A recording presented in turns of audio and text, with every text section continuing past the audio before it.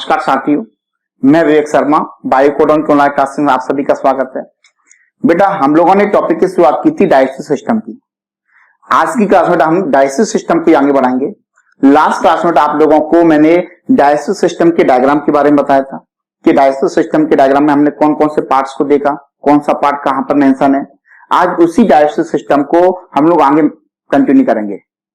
बेटा हमारी digestive system के मैंने दो पार्ट किए थे, एक एलिमेंट्री कैनाल और दूसरा डाइजेस्टिव ग्लैंड। एलिमेंट्री कैनाल में जो सबसे पहला पार्ट बेटा हमारा था वो था बक्कल कैविटी। हमारी बक्कल कैविटी,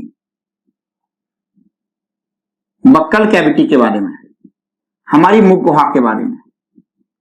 आज इसी बक्कल कैविटी के बारे में बेटा हम लोग बात करेंगे। बक्कल कैविटी में मैंने कौन कौन सी चीजें बेटा मेंशन रहती है। इसमें एक तो हमारी जीभ आती है, टंग आती है, दूसरा हमारे टीथ दांत आते हैं बेटा। इसके अलावा हमारा पैलेट आता है,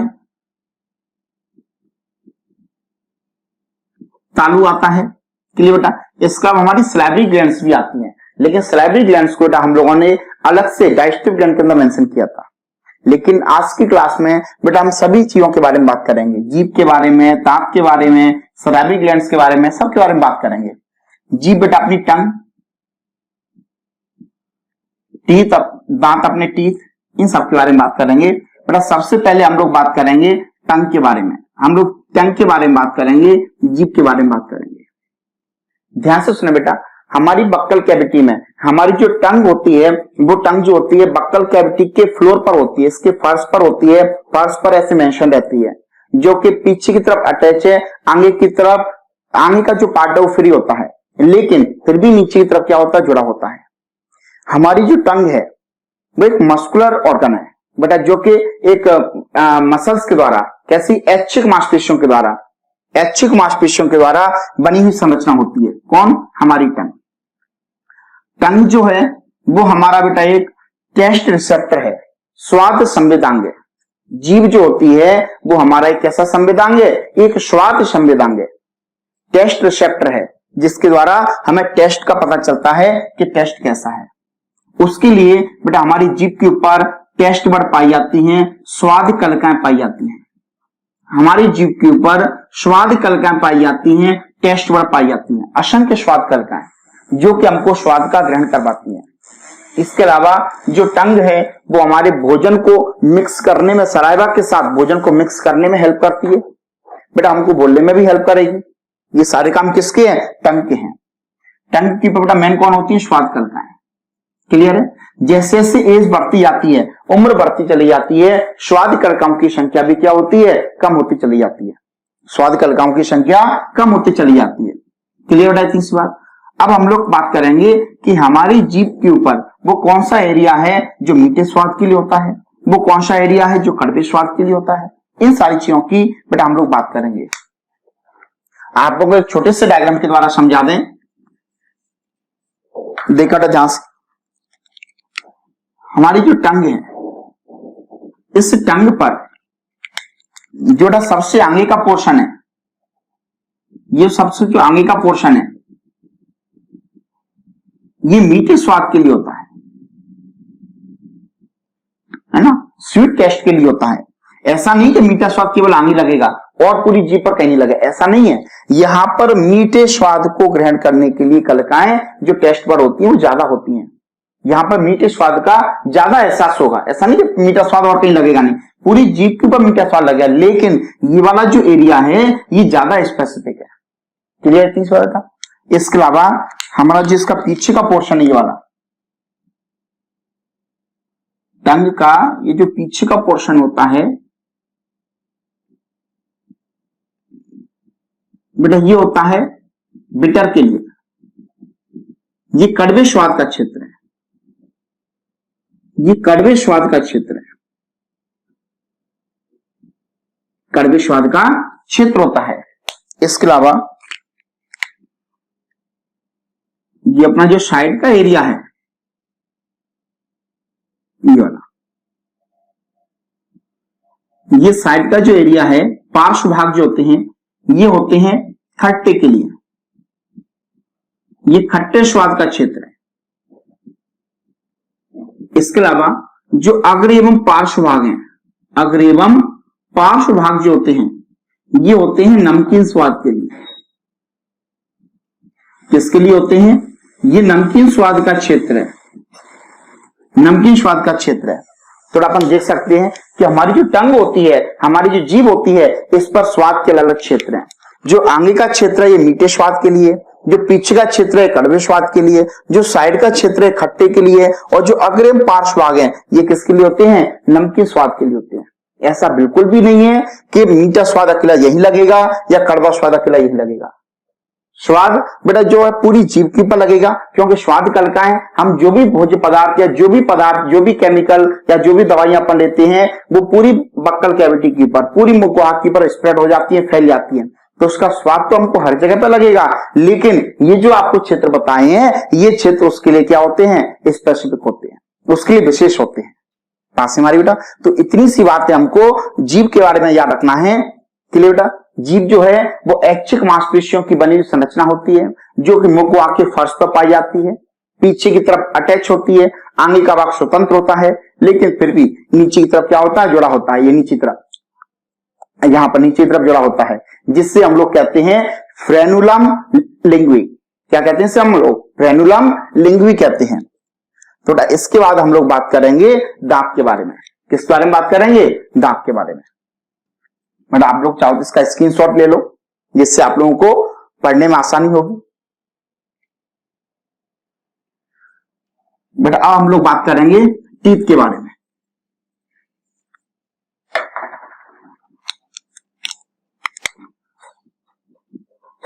दांत के बारे में बात करेंगे, टीथ के बारे में।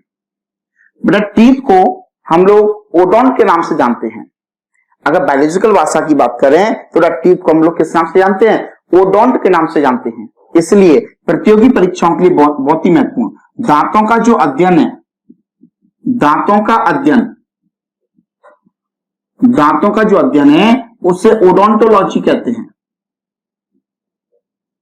दांतों के अध्ययन को क्या कहते हैं हम लोग? ओडोंटोलॉजी कहते हैं। दांतों का अध्ययन ओडोंटोलॉजी। मतलब लॉजी का मतलब होता है अध्ययन करना, ओडोंट मतलब दांत, और लॉजी मीन्स अध्ययन करना। तो ओडोंटोलॉजी दांतों का अध्ययन करना। दांतों को बनाने वाली कोशिका ओडोंटोसाइट। बेटा हमेशा ही बेसिक चीजों पर ध्यान देना चाहिए। ध्यान रखने वाली बात यह है कि अनुकूलन के चलते पक्षियों में दांत अनुपस्थित होते हैं। दांत क्या होते हैं? एब्सेंट होते हैं, अनुपस्थित होते हैं। ध्यान रखना है, दांतों का अध्ययन ओडोंटोलॉजी कहलाता है, और पक्षियों में दांत जो होते हैं वो एब्सेंट होते हैं। पक्षियों में दांत नहीं पाए जाते हैं, क्योंकि इनका जो जबड़ा है वो जबड़ा अनुकूलन के चलते, एडेप्टेशन के चलते किसमें चेंज हो गया? इनके चौथ में बदल गया। क्लियर है? इसके अलावा ध्यान रखने वाली बात यह है कि मनुष्य के जो दांत हैं, मनुष्य के दांत की विशेषता है। हमें मनुष्य के दांतों की विशेषताएं याद रखनी है कि मनुष्य के दांत की कौन कौन सी विशेषताएं होती हैं। थोड़ा ध्यान रखना है, मनुष्य के जो दांत होते हैं वो गर्त दंती होते हैं। मनुष्य के दांत कैसे हैं? गर्त दंती हैं, जिन्हें हम लोग थीकोडोंट कहते हैं। पहली विशेषता गर्त दंती।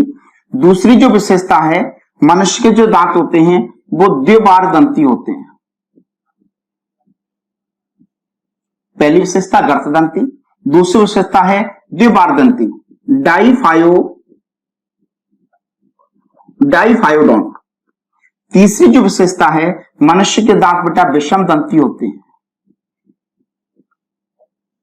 विषम दंती को हेटेरोडोंट कहते हैं। जितना बेटा आप लोगों को पढ़ा दिया जाएगा उससे बाहर आपको थ्योरी पढ़ने की आवश्यकता नहीं पड़ेगी। बस हम लोगों को ज्यादा से ज्यादा एमसीक्यू क्वेश्चन लगाने हैं, बात समझ मारी क्या नहीं? इसके अलावा प्रतियोगी परीक्षाओं के लिए आपको कुछ भी अलग से नहीं पढ़ना पड़ेगा बेटा, इस बात की गारंटी है ना। तो मनुष्य के दांत की कितनी विशेषताएं? 3। पहला गर्त दंती, दूसरा द्विबार दंती, और तीसरा कौन सा होता है? विषम दंती होता है।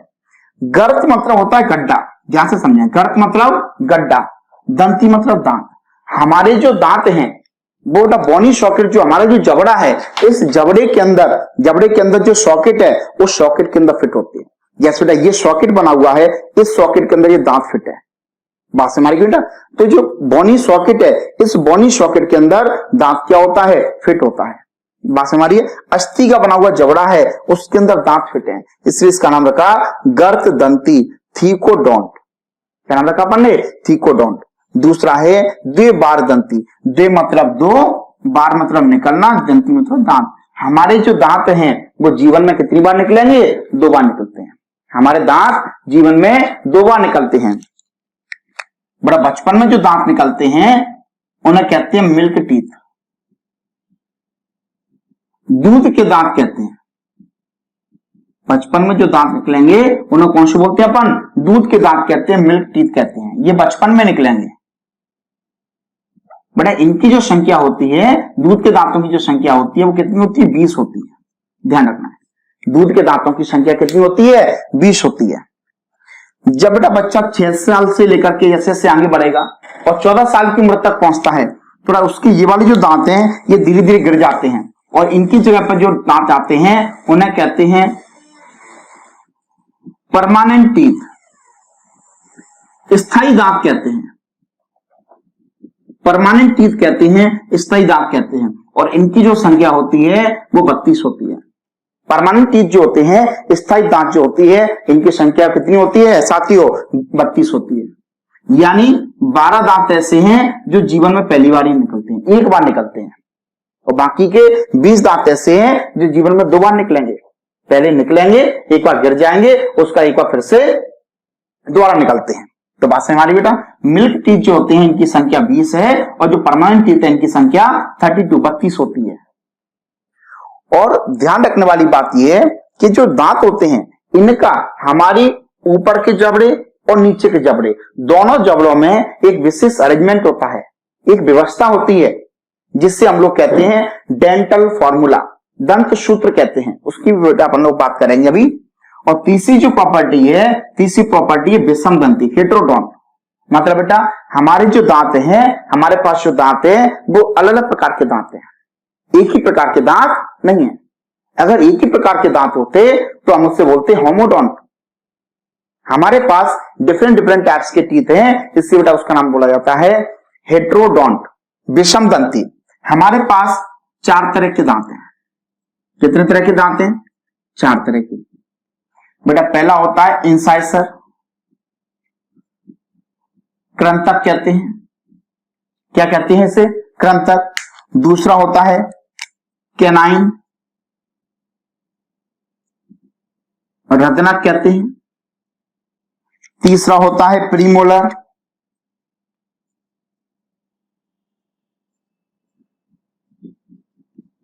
अग्रचवर्णक कहते हैं। बेटा इसके अलावा अगला जो टीथ है उसे हम लोग कहते हैं मोलर, चवर्णक कहते हैं। हमारे जो दांत हैं वो 4 प्रकार के दांत हैं, इंसाइसर, कैनाइन, प्रीमोलर एंड मोलर। इंसाइसर का जो काम होता है, ये इसका काम है कटिंग का, काटने का। ये काटने का कार्य करते हैं। इंसाइसर जो हैं ये किसका काम करेंगे, काटने का कार्य करते हैं। और जो कैनाइन होते हैं बेटा, कैनाइन का काम होता है चीरने फाड़ने का। ये टीयरिंग का काम करते हैं, चीरने फाड़ने का काम करते हैं, चीरने फाड़ने का कार्य करते हैं। बात से हमारी बेटा। और जो प्रीमोलर होते हैं और मोलर होते हैं बेटा, इनका काम होता है चबाने का और पीसने का, ग्राइंडिंग और मिक्सिंग करने का, चबाने का और पीसने का कार्य है। चबाने का और पीसने का कार्य करते हैं। ये 30 बात बेटा समझ में आ रही है। तो हमारे दांत की 3 विशेषताएं में, एक होता है गर्त दंती, थीकोडोंट कहते हैं। इसका मतलब हमारे जो दांत हैं वो हड्डी का बना हुआ जो जबड़ा है, अस्थि का जो बना हुआ जबड़ा है, बोनी सॉकेट जो होता है उसके अंदर फिट होते हैं, इसलिए इसका नाम क्या बोला अपन ने, गर्त दंती। द्विबार दंती मतलब हमारे जो दांत है वो जीवन में कितनी बार निकलेंगे, 2 बार निकलते हैं। बचपन में जो दांत निकलेंगे उनको मिल्क टीथ कहते हैं। इनकी संख्या कितनी है, 20 है। और जो मिल्क टीथ के गिरने के पश्चात जो दांत निकलेंगे उन्हें हम लोग कौन से बोलेंगे, परमानेंट टीथ, स्थायी दांत कहते हैं। और इनकी संख्या कितनी है, 32 है। बट हमारे दांतों की तीसरी विशेषता है विषम दंती। हमारे पास 4 प्रकार के दांत होते हैं, एक इंसाइसर, कृंतक, कैनाइन रदनक, प्रीमोलर अग्रचवर्णक और मोलर मीन्स चवर्णक। इंसाइसर का काम होता है काटने का, कैनाइन का काम होता है चीरने फाड़ने का, प्रीमोलर और मोलर इनका काम होता है चबाने का और पीसने का, ग्राइंडिंग और मिक्सिंग करने का काम होता है। थोड़ा इतनी सी बातें हमको याद रखना है अभी टीथ के बारे में। बट इसके अलावा कुछ बातें और भी याद रखना है। इसका आप लोग स्क्रीनशॉट ले लें।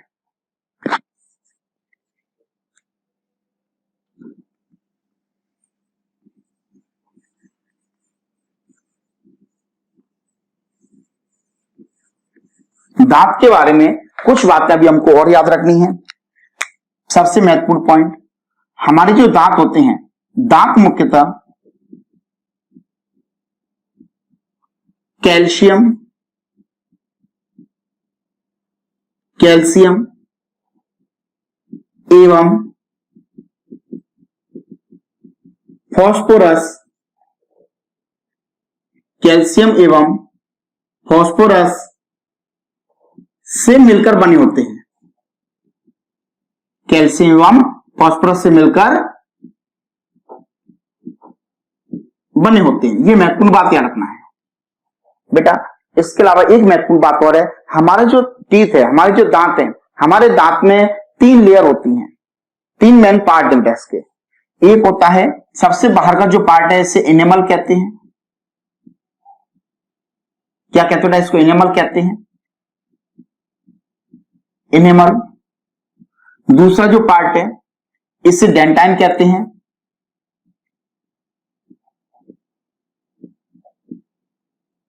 डेंटाइन कहते हैं।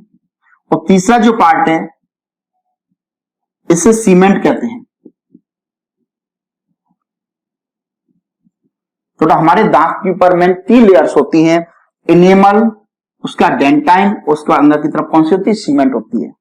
ध्यान रखना है, एनेमल जो है ये हमारे शरीर का, एनेमल हमारे शरीर का सबसे कठोरतम पदार्थ है।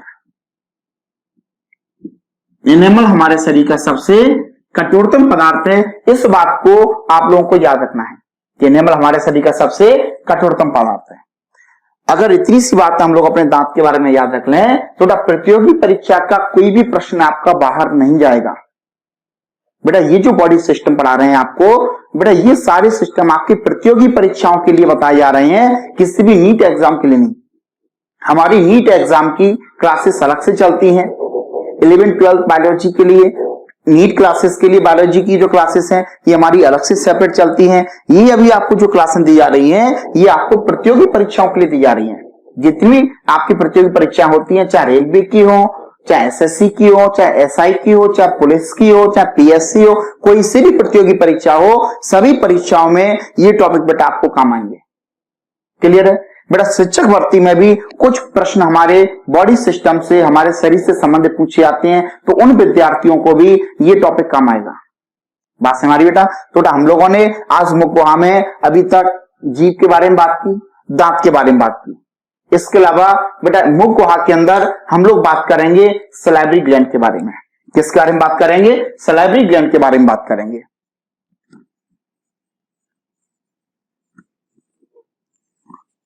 बेटा कहीं भी आपको प्रॉब्लम लगती है तो आपको कमेंट्स बॉक्स में तुरंत बताना है कि ये प्रश्न है सर हमारा। अगली क्लास स्टार्ट करने से पहले बेटा आप लोगों की प्रॉब्लम को सॉल्व किया जाएगा।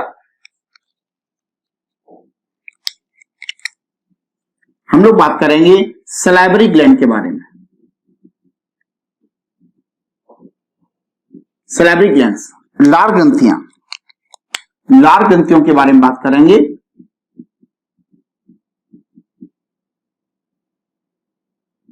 सबसे महत्वपूर्ण बात जो है, हमारे शरीर में, हमारी मुखगुहा में 3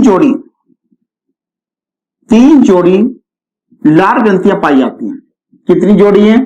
3 जोड़ी लार ग्रंथियां पाई जाती हैं, जिनका काम होता है लार ग्रंथियों का काम होता है लार का श्रावण करना, secretion of saliva, secretion of saliva, लार का श्रावण करना। बेटा 3 जोड़ी लार ग्रंथियां हैं, उनके नाम क्या क्या हैं उनको देखना है। 3 जोड़ी लार ग्रंथि में बेटा पहली होती है parotid, parotid salivary gland, parotid लार ग्रंथि है। दूसरी बेटा जो अपनी ग्लैंड है उसका नाम है सबलिंगुअल,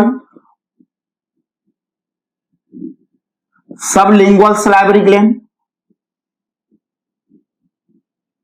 तीसरी बेटा हमारी जो ग्लैंड है उसका नाम है सब मैक्सिलरी, सब मैक्सिलरी या सब मैंडिबुलर सलाइवरी ग्लैंड। बेटा ये 3 हमारी सलाइवरी ग्लैंड है, क्लियर है। इनमें सबसे बड़ी कौन सी है? पैरोटिड, सबसे बड़ी, सबसे बड़ी लार ग्रंथि है। आपको ने एक चीज बताई थी, अगर सलाइवरी ग्लैंड का कौन सा इंफेक्शन हो जाए?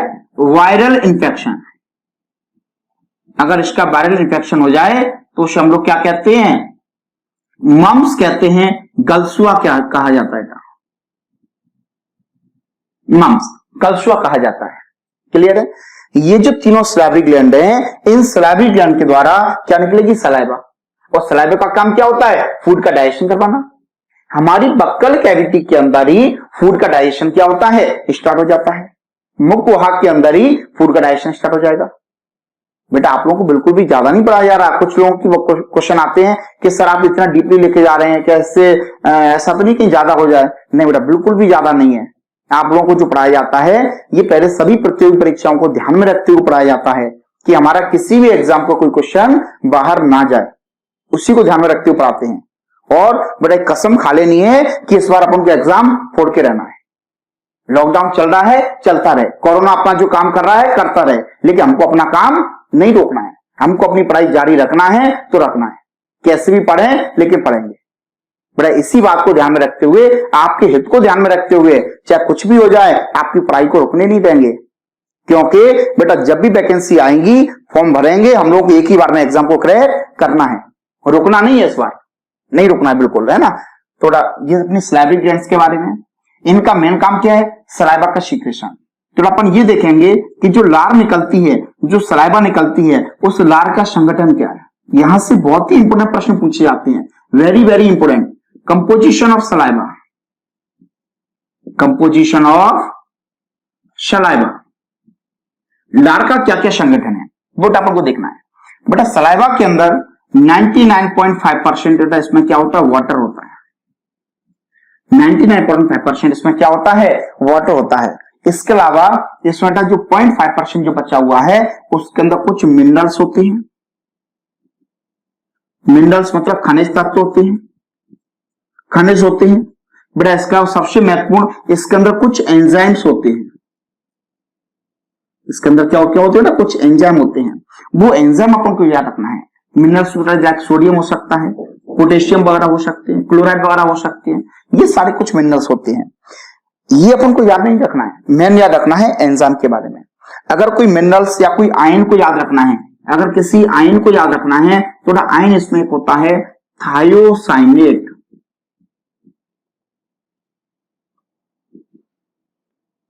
थायोसाइनेट, थायोसाइनेट आयन होता है, तो बेटा इसको याद रखना है। और एंजाइम जो है इनको बहुत अच्छे से याद रखना है, वेरी वेरी इंपोर्टेंट। इसकी बेटा कुछ प्रश्न पूछे गए अभी तक एग्जाम में। एंजाइम बेटा हमको 2 याद रखनी है। एक तो होता है लाइसोजाइम, कौन सा एंजाइम है? लाइसोजाइम। और दूसरा एंजाइम जो है उसका नाम है टाइलिन, या इसी का दूसरा नाम है सलाइवरी अमाइलेज, क्लियर है। इन 2 एंजाइम को हम लोगों को अच्छे से याद रखना है, 2 एंजाइम को अच्छे से याद रखना है, वेरी वेरी इंपोर्टेंट बताइए, वेरी वेरी इंपोर्टेंट, क्लियर है। ध्यान रखना है कि जो थायोसाइनेट आयन है, थायोसाइनेट आयन और लाइसोजाइम एंजाइम, थायोसाइनेट आयन और लाइसोजाइम एंजाइम, ये दोनों एंजाइम जो होते हैं ये बैक्टीरिया को किल करने का काम करते हैं। बैक्टीरियासाइडल एंजाइम है, ये हानिकारक जीवाणुओं को, भोजन के साथ आने वाले हानिकारक जीवाणुओं को, हानिकारक जीवाणुओं को नष्ट कर देते हैं।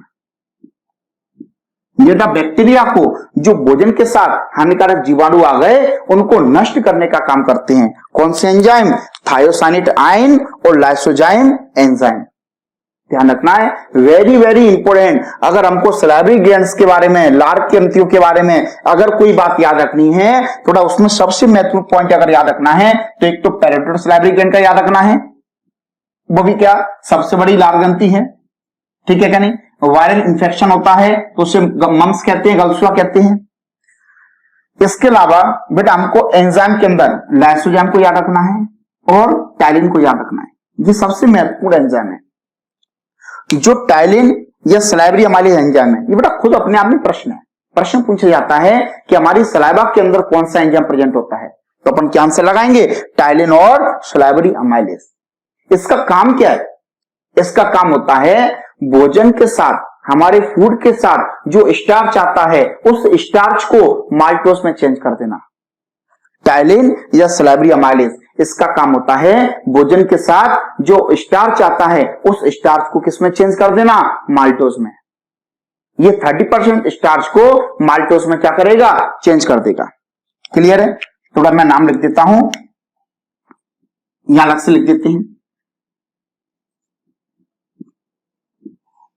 टाइलिन जो है इसका काम क्या है? स्टार्च को किसमें चेंज कर देना? माल्टोज में। स्टार्च को माल्टोज में चेंज कर देना, ये काम किसका है? टाइलिन एंजाइम का। वेरी वेरी इंपोर्टेंट प्रश्न है, याद रखना है आपको कि स्टार्च जो है ये माल्टोज में चेंज हो जाता है, इस काम को टाइलिन एंजाइम करवाता है। इसकी जो एक्टिविटी है वो 6.8 पर सबसे अच्छी होती है। टाइलिन एंजाइम की जो एक्टिविटी होती है ये pH 6.8 पर सबसे बेस्ट होती है। क्लियर है? इतनी सी बात। तो सलाइवरी ग्लैंड्स के बारे में इतनी सी बात को आपको याद रखना है। Thiocyanate ion, lysozyme enzyme, ptyalin या सलाइवरी अमाइलेज एंजाइम को, इसके अलावा पैरोटिड सलाइवरी ग्लैंड्स के बारे में। तो अभी तक हम लोगों ने बक्कल कैविटी के अंदर टंग के बारे में जाना, सलाइवरी ग्लैंड्स के बारे में जाना और हमने टीथ के बारे में जाना। बेटा इसके बाद हमारा फेरिंग्स आता है। बक्कल कैविटी के पीछे वाले पार्ट को क्या कहते हैं हम लोग? फेरिंग्स कहते हैं। फेरिंग्स जो है ये कॉमन पाथवे है, किसके लिए? फूड के लिए और एयर के लिए। फूड और एयर दोनों के लिए कैसा पाथवे है? कॉमन पाथवे है। सबसे पहले फूड कहां जाएगा? बक्कल कैविटी में। बक्कल कैविटी के अंदर उसका मेस्टिकेशन होगा, उसको चबाया जाएगा और चबाने के बाद उसको निगला जाता है। निगलने को कहते हैं डिग्लिनेशन। तो सबसे पहले तो उसका मेस्टिकेशन होगा, देन उसका क्या होगा? डिग्लिनेशन।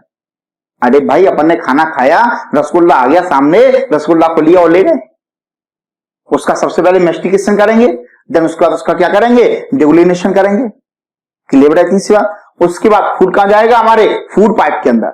आगे वाला कौन सा पाइप है? Wind pipe. और पीछे वाला कौन सा है? फूड पाइप है। तो भोजन कहां जाएगा? फूड पाइप के अंदर। उसे हम लोग कहते हैं ईसोफेगस। क्या कहते हैं? ईसोफेगस कहते हैं, ग्रास नली कहते हैं। क्या कहते हैं उसको? ग्रास नली या ग्रास नलिका कहते हैं। ईसोफेगस के अंदर फूड का कोई भी डाइजेशन नहीं होता है। ईसोफेगस का काम होता है जो अपन ने फूड लिया है उस फूड को कहां तक पहुंचाना? स्टमक तक पहुंचाना। ईसोफेगस जो है वो फूड को कहां पहुंचाएगा? स्टमक के अंदर पहुंचा देगा। क्लियर बेटा? इतनी सी बात। अब फूड कहां चला जाएगा? स्टमक के अंदर। अपन स्टमक की बात करेंगे।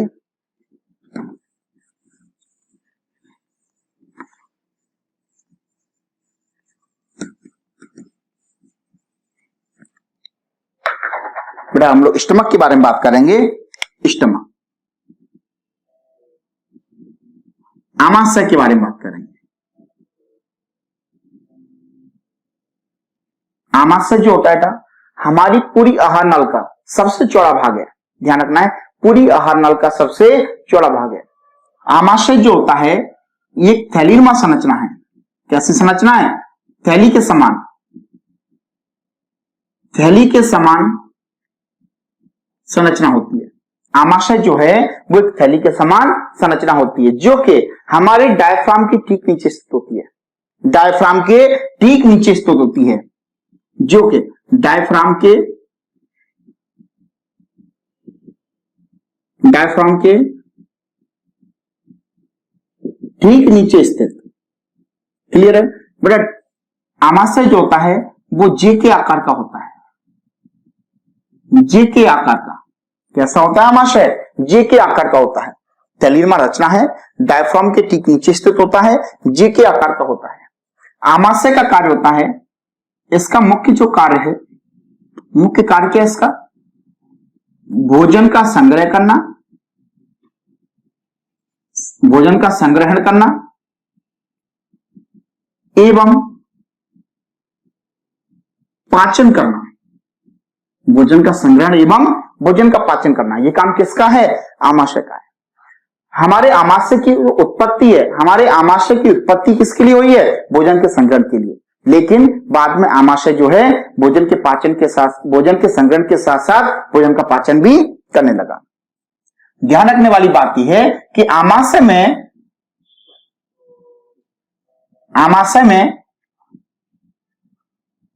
मुख्यतः प्रोटीन का पाचन होता है। आमाशय में मुख्यतः प्रोटीन का पाचन होता है। यह प्रश्न एग्जाम में पूछे जाता है कि आमाशय मुख्यतः किसका पाचन होता है? तो बेटा याद रखना है कि आमाशय के अंदर मुख्यतः प्रोटीन का पाचन होता है। जैसे बेटा ये अपना आमाशय है,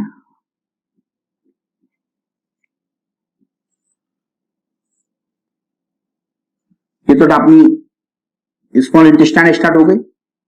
यहां बेटा डायफ्राम लगा हुआ है, ये डायफ्राम लगा हुआ है, ये अपना डायफ्राम है, डायफ्राम लगा हुआ है। ये अपना आमाशय है, स्टमक है। क्लियर बेटा? ये अपना क्या है? स्टमक है। ठीक है क्या नहीं? आमाशय जो होता है थैलीरमा भाग है, इसके अंदर बेटा कौन सी ग्लैंड है? जठर ग्रंथियां पाई जाती है। प्रश्न है बहुत इंपोर्टेंट कि आमाशय के अंदर कौन सी ग्लैंड पाई जाती है? तो गैस्ट्रिक ग्लैंड पाई जाती है। आमाशय के अंदर कौन सी ग्लैंड पाई जाती है? गैस्ट्रिक ग्लैंड पाई जाती है। बेटा इनके द्वारा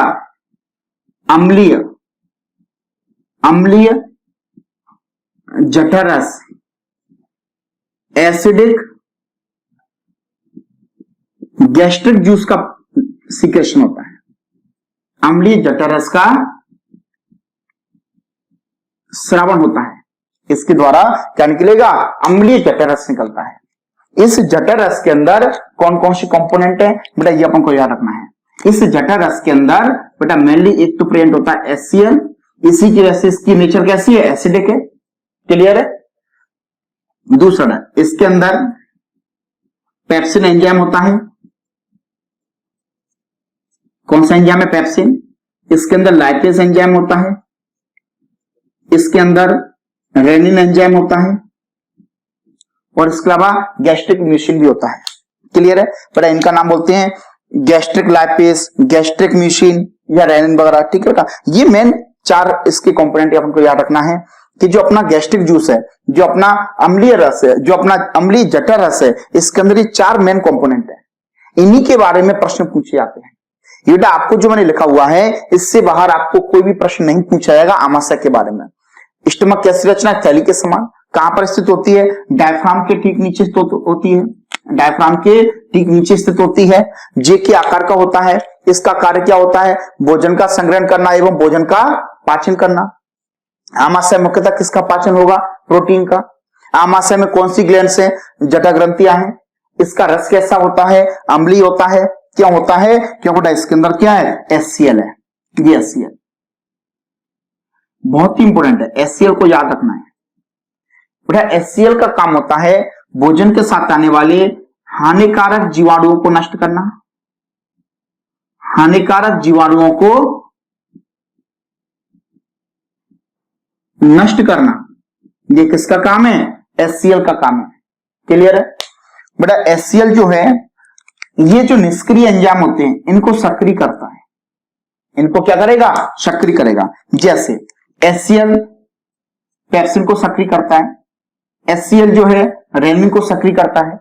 अब जैसे पेप्सिन है और ये रेनिन है, ये इस तरीके से नहीं निकलते। आमाशय में ये जो एंजाइम है, जैसे पेप्सिन जो है ये निकलता है पेप्सिनोजेन के रूप में। रेनिन जो है ये निकलता है प्रोरेनिन के रूप में। ये इसकी निष्क्रिय फेज है, निष्क्रिय अवस्था है, निष्क्रिय अवस्था में निकलते हैं। पेप्सिन किसके फॉर्म में निकलेगा? पेप्सिनोजन के फॉर्म में। रेनिन किसके फॉर्म में निकलता है? प्रोरेनिन के फॉर्म में। ये जो HCl है, ये HCl इनको एक्टिवेट करता है, इस पेप्सिनोजन को पेप्सिन में चेंज करेगा, प्रोरेनिन को रेनिन में चेंज करता है। अब ये एंजाइम क्या करेंगे? भोजन का पाचन कर पाएंगे। तो HCl का काम क्या है? हानिकारक जीवाणुओं को नष्ट करना, निष्क्रिय एंजाइम को सक्रिय करना, भोजन को सड़ने से बचाना।